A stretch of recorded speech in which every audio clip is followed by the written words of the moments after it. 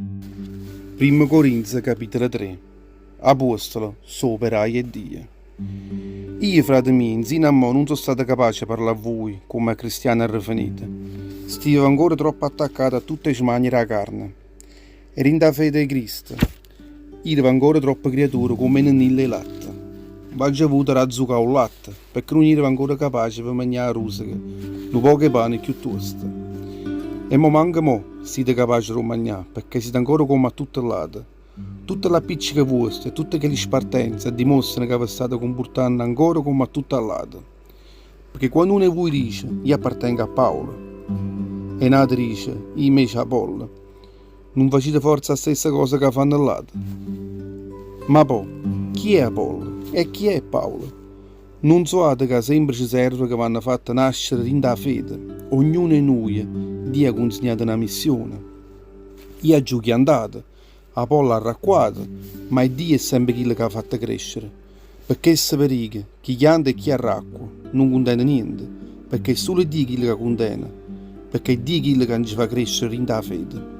Chi chianta e chi arracqua contiene poco, perché ognuno di loro avrà Dio che lo compensa giusto per la fatica che essa ha fatta.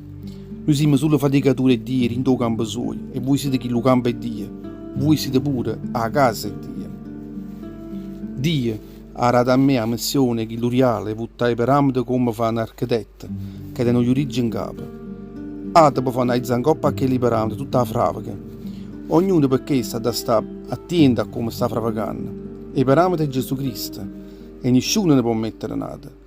Goppa che li parametri fravacheranno a casa servendo se oro, argento, prete preziose, ligname e paglia.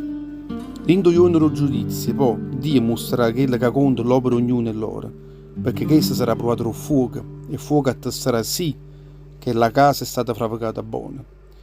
Se uno avrà fatto un'opera che sarà capace a passare quella prova, avrà chi lo compensa che la tocca. Se invece che l'opera sua sarà smantellata rindo fuoco, chi si perderà pure la compensa che la fatica sua. Chi sarà salvato, come uno che passa per rindo fuoco razza. Non sapete voi che siete o tempo di Dio e che lo Spirito di Dio sta rindo a voi? E beh, se qualcuno fa smantellare la chiesa vostra, che è o tempo di Dio, Dio smantellerà pure a essa. Dio solo è giudice. Nessuno ingannassa a se stessa. Se qualcuno pensa essere chi ne cervello, rinda a chi su mondo, se facesse pazzo, è solo danno a diventare chi ne di origine. Perché innanzi a Dio viene pensata una pazzia, tutta quella che uno pensa, che potesse essere chi ne sapienza. Sta scritto rinda a Bibbia. Dio fa che tutte le sapienti, rinda un mastrillo, amar più una ria a loro. E ancora, ritirando passo, sta scritto: O Signore conosce tutte i pensieri dei sapienti. O Signore sa buono, che non contiene niente.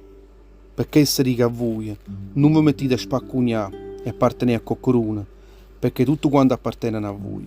Paolo, Apollo, Pietro, e tutto lo vostro, o mondo, a morte, o presente, l'avvenire. Voi poi appartenete a Cristo, e Cristo appartiene a Dio.